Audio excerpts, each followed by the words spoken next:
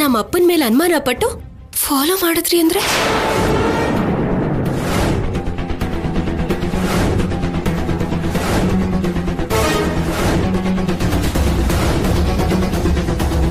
ಅನುಮಾನಿಸಬೇಕಾಗಿರೋ ಪರಿಸ್ಥಿತಿ ಬಂದಿದೆ ಕಲ್ಯಾಣಿ.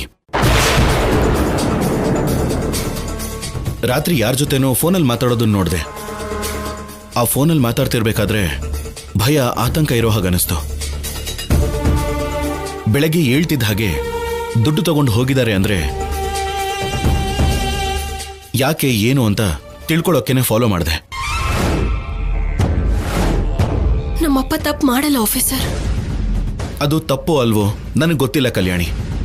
ಆದ್ರೆ ಮಾವನ ವರ್ತನೆಯಲ್ಲಿ ನನಗೇನೋ ವ್ಯತ್ಯಾಸ ಕಾಣಿಸ್ತು, ಅದಕ್ಕೆ ಫಾಲೋ ಮಾಡಿದೆ ಅಷ್ಟೇ. ಏನು ಶೌರ್ಯ, ನೀನು ನಿಮ್ಮ ಮಾವನ ಮೇಲೆ ಅನುಮಾನ ಪಡ್ತಿದ್ಯಾ?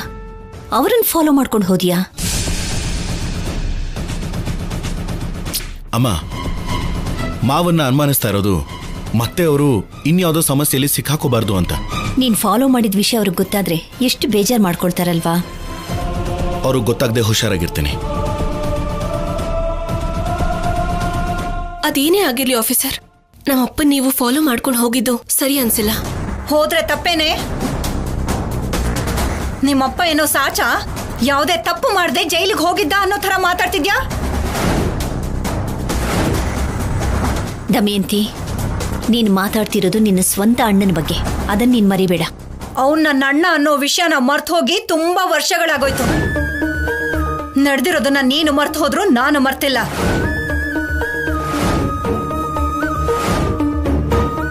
ಆವತ್ತು ನಾನು ನಿನ್ಗೆ ಹೇಳಿದ್ನಲ್ಲ ಅನುಪಮ, ಇವಳ ಅಮ್ಮನ ವಿಷಯದಲ್ಲಿ ಸ್ವಲ್ಪ ಹುಷಾರಾಗಿರು ಅಂತ. ನನ್ನ ಮಾತು ಕೇಳ್ದೆ ಶ್ರೀರಾಮಚಂದ್ರನ್ ಅಂತ ನಿನ್ ಗಂಡನ್ನ ನಾನ್ ಅನುಮಾನ ಪಡ್ತಿದ್ದೀನಿ ಅನ್ನೋ ತರ ಮಾತಾಡ್ದೆ. ಆದ್ರೆ ಆವತ್ತು ನಾನ್ ಹೇಳಿದ್ದೆ ನಡೀತಲ್ವಾ? ಅಮ್ಮ, ಆವತ್ತು ನನಗ್ ಅನುಮಾನ ಬಂದ ಹಾಗೇನೆ ಇವತ್ತು ನನ್ನ ಮಗನಿಗೆ ಅನುಮಾನ ಬಂದಿದೆ. ಅವನ ಅನುಮಾನ ಕೂಡ ಸತ್ಯ ಅಲ್ಲ ಅಂತ ಏನ್ ನಂಬಿಕೆ ಇದೆ? ಅತ್ತೆ, ಅಪ್ಪನ ಬಗ್ಗೆ ನಿಮ್ಗಿಷ್ಟ ಬಂದ ಹಾಗೆ ಮಾತಾಡ್ಬೇಡಿ. ನಿನಗಪ್ಪ ಆದ್ರೆ ನಿನಗಿಂತ ಮುಂಚೆ ನನಗ ಅವನ ಅಣ್ಣ. ನಾನ್ ಅವಾಗ ಹೇಳ್ದಾಗ ಅನುಪಮ ಹೀಗೆ ಅಲ್ಕಿಸ್ಕೊಂಡ್ ನಿಂತಿದ್ಲು. ಆಮೇಲೆ ಏನ್ ನಡೀತು ಅಂತ ಗೊತ್ತಲ್ಲ. ನಿನಗ್ ಗೊತ್ತಿಲ್ದೇ ಇರಬಹುದು, ಆದ್ರೆ ನಿನ್ನ ಸಾಕು ತಾಯಿಗೆ ಎಲ್ಲ ಚೆನ್ನಾಗ್ ಗೊತ್ತು.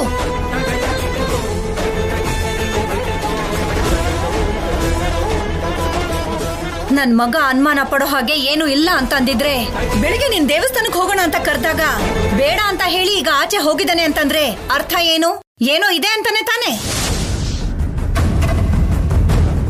ಪ್ರತಿಯೊಂದು ವಿಷಯದಲ್ಲೂ ಅವ್ರನ್ನ ಅನುಮಾನಿಸಿ ಮನೆಗೆ ಬಂದ ಮನುಷ್ಯನ್ಗೆ ನಾನು ಯಾಕಪ್ಪ ಬಂದೆ ಅನ್ನೋ ಹಾಗೆ ಮಾಡಬೇಡಿ. ಇಲ್ಲಿವರೆಗೂ ಅವ್ರು ಅನುಭವಿಸಿದ ಶಿಕ್ಷೆನೇ ಸಾಕು. ನಿಮ್ಮ ಮಾತಿನಿಂದ ಅನುಮಾನದಿಂದ ಇನ್ನೂ ಶಿಕ್ಷೆ ಕೊಡಬೇಡಿ. ಅಮ್ಮ,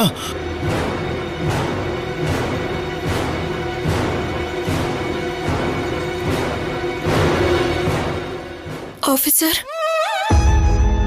ತುಂಬಾ ಸಮಯದ ನಂತರ ಅಪ್ಪ ಬಂದಿದ್ದಾರೆ ಅನ್ನೋ ಖುಷಿನ ದಯವಿಟ್ಟು ನಮ್ಮಿಂದ ದೂರ ಮಾಡಬೇಡಿ. ಅದು ಹಾಗಲ್ಲ ಕಲ್ಯಾಣಿ. ಅಪ್ಪ ಎಂತದ್ದೇ ಪರಿಸ್ಥಿತಿ ಆದ್ರೂ ತಪ್ಪು ಮಾಡಲ್ಲ, ಅದನ್ನ ನೆನ್ಪಿಟ್ಕೊಳ್ಳಿ.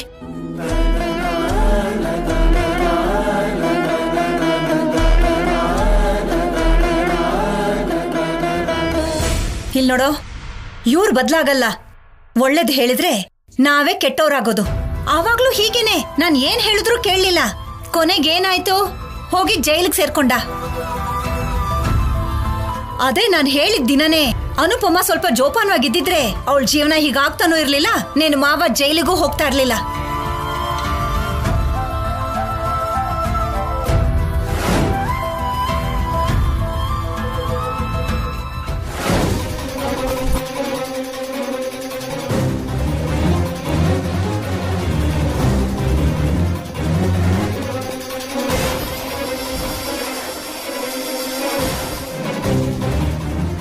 ಅನುಪಮ ಅಮ್ಮ, ಕಲ್ಯಾಣಿ ನಂಬಿಕೆ ನಿಜ ಆದ್ರೆ ಒಳ್ಳೇದು. ಆದ್ರೆ ಎಷ್ಟೋ ವರ್ಷಗಳಿಂದ ಆ ನಂಬಿಕೆನೇ ಸುಳ್ಳಾಗಿದೆ ಅಂತ ಅಮ್ಮನ ಮಾತು ಕೇಳಿಸ್ಕೊಂಡ್ರೆ ಅರ್ಥ ಆಗುತ್ತೆ. ಆಕ್ಚುಲಿ ಮಾವ ರಾತ್ರಿ ಯಾರ ಜೊತೆ ಮಾತಾಡಿದ್ರು? ಬೆಳಗ್ಗೆನೆ ಅಷ್ಟು ಆತುರದಲ್ಲಿ ಎಲ್ಲಿಗೆ ಹೋದ್ರು? ಯಾರನ್ನು ಮೀಟ್ ಮಾಡೋಕೆ ಹೋಗಿರ್ತಾರೆ? ಏನೂ ಅರ್ಥನೇ ಆಗ್ತಿಲ್ವಲ್ಲ.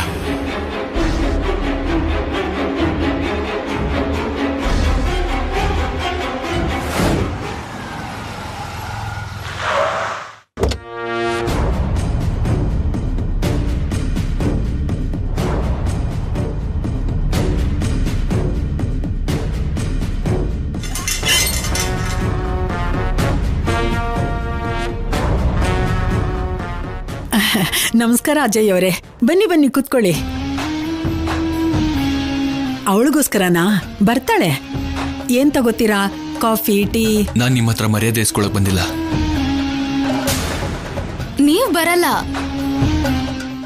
ಆದ್ರೆ ನಿಮಗ್ ಮರ್ಯಾದೆ ಕೊಡೋದು ನಮ್ ಮರ್ಯಾದೆ ಅಲ್ವಾ? ಅಮ್ಮ, ಅಜಯ್ ಅವ್ರನ್ನ ಯಾಕೆ ಹೀಗ್ ನಿಲ್ಲಿಸ್ಕೊಂಡೇ ಮಾತಾಡ್ತಿದ್ಯಾ? ಕೂತ್ಕೊಳ್ಳಕ್ ಹೇಳ್ದೆ ಅಮ್ಮ, ಅವ್ರು ಕೂತ್ಕೊಂಡೇ ಇಲ್ಲ. ಏನು ದಾಕ್ಷಾಯಿಣಿ, ನಾನ್ ಜೈಲಿಂದ ಆಚೆ ಬಂದೆ ಅನ್ನೋ ವಿಷಯ ಗೊತ್ತಾಗ್ತಿದ್ದಾಗೆ ಬೆದರ್ಸಕ್ ಶುರು ಮಾಡಿದ್ಯಾ? ಅಯ್ಯಯ್ಯೋ, ನಿಮ್ಮನ್ ಬೆದರ್ಸೋ ಅಂತವ್ರ? ನೀವ್ ನಮ್ಮನ್ ಹಾಗೆ ಅಪಾರ್ಥ ಮಾಡ್ಕೊಂಡ್ರೆ ಹೇಗೆ? ಏನೋ ನಿಮ್ ದಯೆಯಿಂದ ಬದುಕ್ತಿದೀವಿ.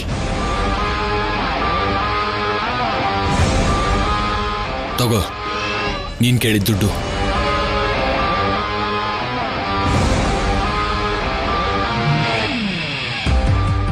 ಕಡಿಮೆ ಆಗಿರೋ ಹಾಗಿದ್ಯಲ್ಲ. ಅಂದ್ರೆ ಅಗತ್ಯ ಅಂತದ್ದು. ರೇಟ್ ಜಾಸ್ತಿ ಆಗಿದೆ, ಖರ್ಚು ಜಾಸ್ತಿ ಆಗಿದೆ ಅಂತ ಅವಳ ಉದ್ದೇಶ. ನಿಮಗಿದನ್ ಕೊಡ್ತಾ ಇರೋದೇ ಹೆಚ್ಚು, ಅದು ಕೂಡ ನನ್ನ ತಂಗಿ ಸಂಸಾರಕ್ಕೆ ನೀವು ಅಡ್ಡ ಬರಬಾರ್ದು ಅಂತ ಕೊಡ್ತಾ ಇರೋದು.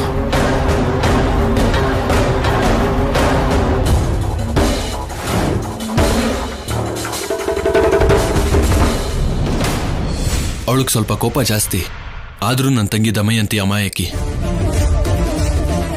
ಅಂತವಳಿಗೆ ತನ್ನ ಗಂಡನ ಜೀವನದಲ್ಲಿ ನಿನ್ನಂತವಳೊಬ್ಳಿದಾಳೆ ಅಂತ ಗೊತ್ತಾದ್ರೆ ಅವಳಿಗೇನಾಗ್ಬಿಡತ್ತೋ ಅಂತ ನಾನು ಜೈಲಿಗೆ ಹೋಗೋದಕ್ಕೂ ಮುಂಚೆಯಿಂದ ನೀವು ಕೇಳಿದ್ನೆಲ್ಲ ಕೊಡ್ತಾನೆ ಇದ್ದೀನಿ. ಇಲ್ಲ ಅಂತ ನಾವ್ ಹೇಳಿದ್ವಾ? ನಿಮ್ ತಂಗಿಗ್ ನೋವು ಕೊಡ್ಬಾರ್ದು ಅಂತ ತಾನೆ ಶಿವರಾಮ್ ಅವ್ರ 2ನೇ ಹೆಂಡತಿಯಾಗಾದ್ರೂ ಇರ್ಬೇಕು ಅನ್ಕೊಂಡ್ ನಾನು ಹೀಗ್ ಒಂಟಿಯಾಗಿ ಬದುಕ್ತಿರೋದು. ಹೀಗಿರೋದೇ ನಿಮ್ಗೊಳ್ಳೇದು. ಹೀಗೆ ಇರ್ಬೇಕು ಅಂದ್ರೆ ಹೊರಗಡೆ ಬರ್ದ ಹಾಗೆ ಆ ಮಾಮೂಲಿನ ಸ್ವಲ್ಪ ಜಾಸ್ತಿ ಮಾಡ್ಬೇಕು. ಇಲ್ಲಾಂದ್ರೆ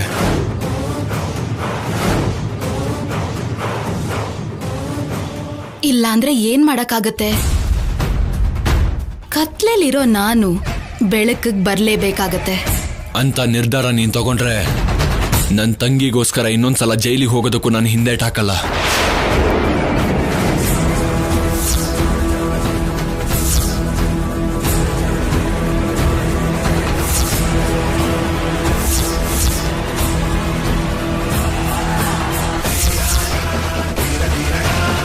ಅಯ್ಯಯ್ಯೋ, ನೀವು ತಪ್ಪಾಗಿ ಅರ್ಥ ಮಾಡ್ಕೊಂಡಿದ್ದೀರಾ. ಹೊರಗಡೆ ಬರ್ಬೇಕಾಗತ್ತೆ ಅಂತ ಯಾಕೆ ಅಂತಿದ್ದಾಳೆ ಅಂದ್ರೆ ನಿಮ್ ಭಾವನವ್ರಿಗೂ ನನ್ ಮಗಳಿಗೂ ಹುಟ್ಟಿರೋ ಮಗುನ್ ಕೂಡ ನೋಡ್ಕೋಬೇಕಲ್ವಾ. ಬೇಡ, ಮಕ್ಕಳ ವಿಷಯ ಮಾತಾಡಬೇಡಿ. ನನಗ್ ಬೇಕಾಗಿರೋದು ನಿಮ್ ಮಗಳು ನಮ್ಮ ಭಾವನ ಸಂಸಾರಕ್ಕೆ ತೊಂದರೆ ಮಾಡಬಾರ್ದು, ನನ್ನ ತಂಗಿಗೆ ನೋವು ಕೊಡಬಾರ್ದು. ನಾನ್ಯಾಕೆ ನಿಮಗ್ ತೊಂದರೆ ಕೊಡಕ್ ನೋಡ್ಲಿ ಅಣ್ಣ? ಏನ್ ವರ್ಸೆಲ್ ಮಾತಾಡ್ತಿದ್ಯಾ? ಕೆಟ್ಟ ದಾರಿಲಿ ನನ್ನ ಭಾವನ ಜೀವನದೊಳಗಡೆ ಬಂದಿರೋ ನಿನ್ನ ನನ್ನ ಮಧ್ಯ ಇರೋ ಬಂಧ ಆ ದುಡ್ಡೆ. ನಾನು ಎಷ್ಟು ಕೊಡ್ತೀನೋ ಅಷ್ಟೇ ತಗೋಬೇಕು. ಅದನ್ನ ಬಿಟ್ಟು ಫೋನ್ ಮಾಡಿ ತೊಂದರೆ ಕೊಡ್ಬೇಕು ಅಂತ ಅನ್ಕೊಂಡ್ರೆ ಇವಾಗ ಕೊಡ್ತಾ ಇರೋದ್ನು ಕೊಡಲ್ಲ.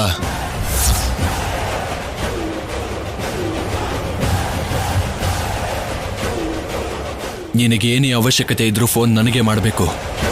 ಅದನ್ನ ಬಿಟ್ಟು ನಮ್ಮ ಭಾವನಿಗೆ ಫೋನ್ ಮಾಡಿ ಬೆದರಿಸಿದ್ರೆ ಪರಿಣಾಮ ನೆಟ್ಟಗಿರಲ್ಲ, ನೆನ್ಪಿಟ್ಕೊಳ್ಳಿ.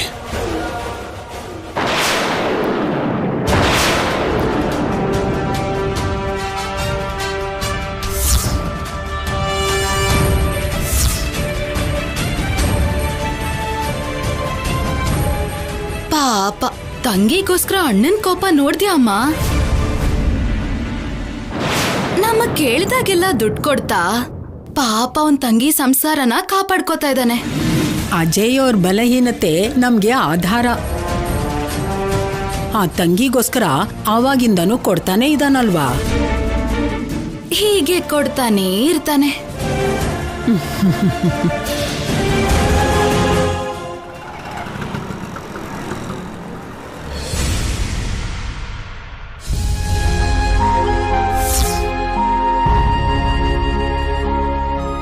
ಕಟ್ಕೊಂಡ್ ಹೆಂಡತಿನ ಬಿಟ್ಟು ಆ ಮಾಧುರಿ ಜೊತೆ ಹೋದಾಗ್ಲೇ ಆ ಸಂಬಂಧ ಮುರಿದೋಯ್ತು.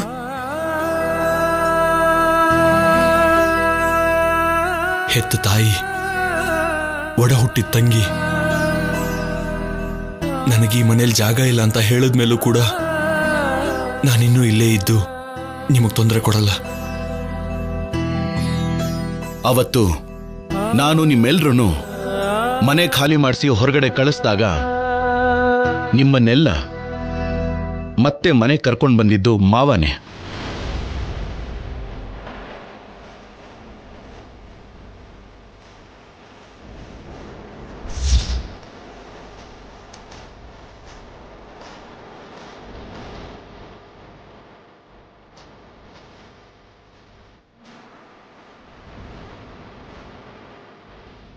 ಅಜ್ಜಿ, ಯಾಕೆ ಇಲ್ಲಿ ಕೂತಿದ್ದೀರಾ? ನೀವ್ ಯಾಕೆ ಇಷ್ಟು ಯೋಚನೆ ಮಾಡ್ತಿದ್ದೀರಾ ಅಂತ ನನಗೆ ಗೊತ್ತಮ್ಮ. ಆದ್ರೆ ಹೆತ್ತ ತಾಯಿಯಾಗಿ ನೀವೇ ಅವರನ್ನ ಬೇಡ ಅನ್ಬಿಟ್ರೆ ಹೇಗಮ್ಮ? ನಾವೆಲ್ಲರೂ ಅವರನ್ನ ಎಷ್ಟು ಪ್ರೀತಿಸಿದ್ರು, ಎಷ್ಟು ಆದರಿಸಿದ್ರು, ನೀವು ಮಗ ಅಂತ ಕರೆಯೋ ಒಂದು ಕೂಗುಗೋಸ್ಕರ ಅವ್ರು ಎಷ್ಟು ಕಾತರದಿಂದ ಕಾಯ್ತಿದ್ದಾರೆ.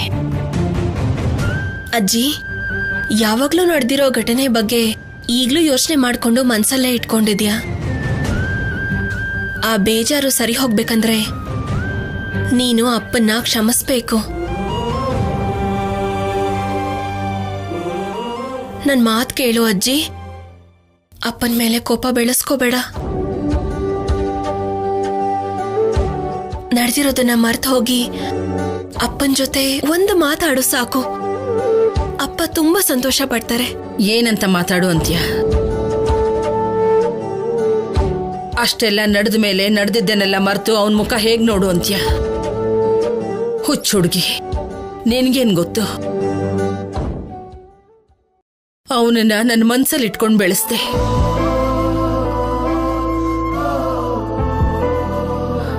ನನ್ನ ಮಗ ಶ್ರೀರಾಮಚಂದ್ರ ಯಾವ ತಪ್ಪು ಮಾಡೋದಿಲ್ಲ ಅಂತ ಕುರುಡಿ ತರ ನಂಬಿಟ್ಟೆ. ಅಂತ ನನ್ನ ನಂಬಿಕೆನ ಹಾಳು ಮಾಡಿ ಅವನ ಅಡ್ಡದಾರಿ ಹಿಡಿದು ತಪ್ಪು ಮಾಡಿಬಿಟ್ಟ.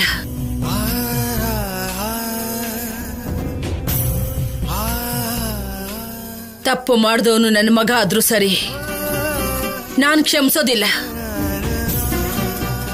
ಅಮ್ಮ, ಯಾವಾಗ್ಲೂ ನಡೆದ ಒಂದು ತಪ್ಪಿಗೋಸ್ಕರ ಅವ್ರಿಗೆ ಯಾಕೆ ಶಿಕ್ಷೆ ಕೊಡ್ತಾ ಇದ್ದೀರಾ ಅಮ್ಮ? ಕ್ಷಮಿಸ್ಬಿಡಿ. ಜೈಲಲ್ಲಿ ಶಿಕ್ಷೆ ಅನುಭವಿಸಿದ್ರು. ಇಷ್ಟು ವರ್ಷಗಳಿಂದ ನಮ್ಮಿಂದ ಅವರು ದೂರ ಇದ್ರು. ಇಷ್ಟು ಶಿಕ್ಷೆ ಸಾಕಲ್ವಮ್ಮ?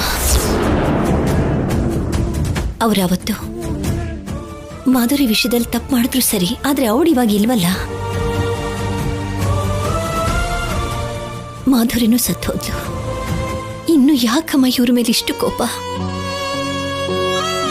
ಹೆತ್ತ ತಾಯಿ ನೀವೇ ಹೀಗೆ ನಡ್ಕೊಂಡ್ಬಿಟ್ರೆ ಅವ್ರ ಮನಸ್ಸು ಎಷ್ಟು ಅಲ್ಲೋಲ ಕಲ್ಲೋಲ ಆಗ್ಬಿಡುತ್ತಲ್ವಾ? ಬೇಡಮ್ಮ, ನಡೆದಿದ್ದೆಲ್ಲವನ್ನೂ ಮರ್ತು ಬಿಡಮ್ಮ. ನನ್ ಮಾತು ಕೇಳಿಮ್ಮ.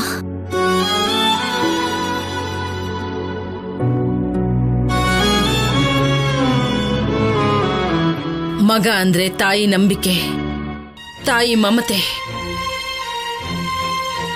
ನನ್ನ ನಂಬಿಕೆ ಹಾಳಾಯ್ತು, ನನ್ನ ಮಮತೆ ದಾರಿ ತಪ್ಪಿಡ್ತು. ನನ್ನಿಂದ ಅದನ್ನ ಈಗ್ಲೂ ತಡ್ಕೊಳಕ್ಕಾಗ್ತಿಲ್ಲ. ಅವನನ್ನ ಕ್ಷಮಿಸೋದು ಈ ಜನ್ಮದಲ್ಲೇ ಸಾಧ್ಯ ಇಲ್ಲ.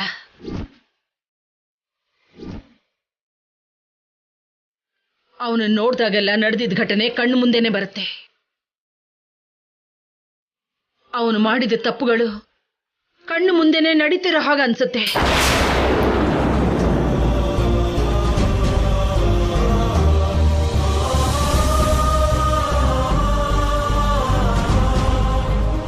ಅಮ್ಮ, ಅವ್ರ ಮನೆಗೆ ಬಂದ್ರು ಅಂತ ನಾವೆಲ್ಲರೂ ಸಂತೋಷವಾಗಿದ್ದೀವಿ. ನಿಮ್ಮನ್ನು ದಮಯಂತನು ಬಿಟ್ರೆ ಅವ್ರು ಏನ್ ತಪ್ಪು ಮಾಡಿದ್ರು ನಿಮ್ಮ ಮಗನೇ ತಾನೇಮ್ಮ. ಅವ್ರು ನನ್ನ ಕುತ್ತಿಗೆಗೆ ತಾಳಿ ಕಟ್ಟಿದ್ದಕ್ಕೆ ತಾನೇಮ್ಮ ನನಗೆ ಈ ಮನೆ ಕುಟುಂಬ ಸಿಕ್ಕಿದ್ದು. ಅವತ್ತು ಅವ್ರು ನನ್ನ ಕುತ್ತಿಗೆಗೆ ತಾಳಿ ಕಟ್ಟಿ ಹೋಗಿದ್ದಿದ್ರೆ ಇವತ್ತು ನಾನು ಈ ಕುಟುಂಬದಲ್ಲಿ ಇರ್ತಿದ್ನಾ? ನನಗೆ ನನ್ನ ಮಗಳ ಕಲ್ಯಾಣಿ ಸಿಕ್ತಿದ್ಲ? ಬೇಡಮ್ಮ, ನೀವು ನೋವು ತಿಂದು ಅವ್ರಿಗೂ ನೋವು ಕೊಡ್ಬೇಡಿ. ನನ್ ಮಾತ್ ಕೇಳು ಅಜ್ಜಿ. ನಾನೇನ್ ಕೇಳಿದ್ರು ಇಲ್ಲ ಅಂದಿಲ್ಲ. ಅದಕ್ಕೆ ಅದೇ ಪ್ರೀತಿಲಿ ಒಂದ್ ಮಾತ್ ಕೇಳ್ತೀನಿ. ಅಪ್ಪನ್ನ ಕ್ಷಮಿಸ್ಬಿಡು ಅಜ್ಜಿ.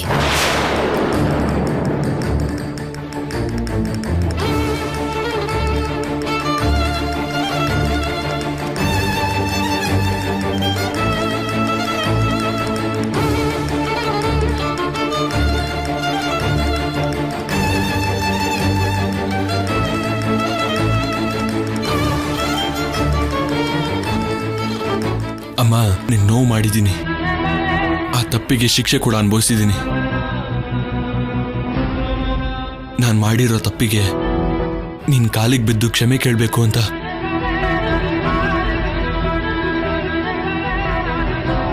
ಎಷ್ಟೋ ಸಲ ಪ್ರಯತ್ನ ಮಾಡಿದ್ದೀನಮ್ಮ.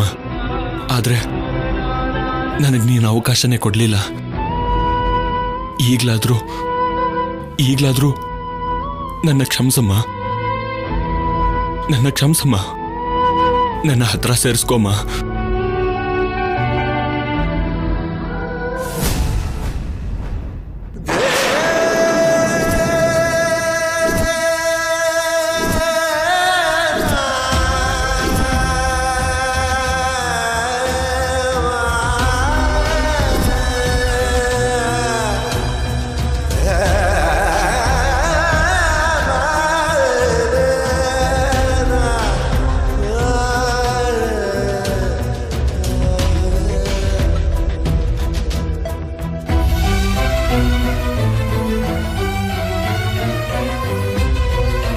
ಕಲ್ಯಾಣಿ,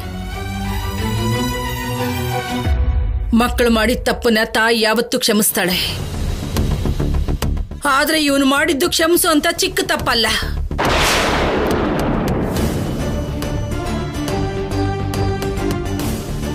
ಕಾಲಿಗೆ ಬಿದ್ದ ಮಾತ್ರಕ್ಕೆ, ಕಣ್ಣೀರ್ ಹಾಕಿದ ಮಾತ್ರಕ್ಕೆ ನನ್ನ ಮನಸ್ಸು ಬದಲಾಗಲ್ಲ.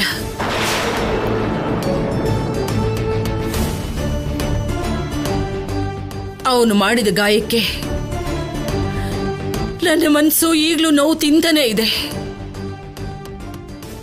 ಇನ್ನು ನನಗೆ ನೋವು ಕೊಡೋದಕ್ಕೆ ನೋಡ್ಬೇಡ ಅಂತ ಹೇಳು.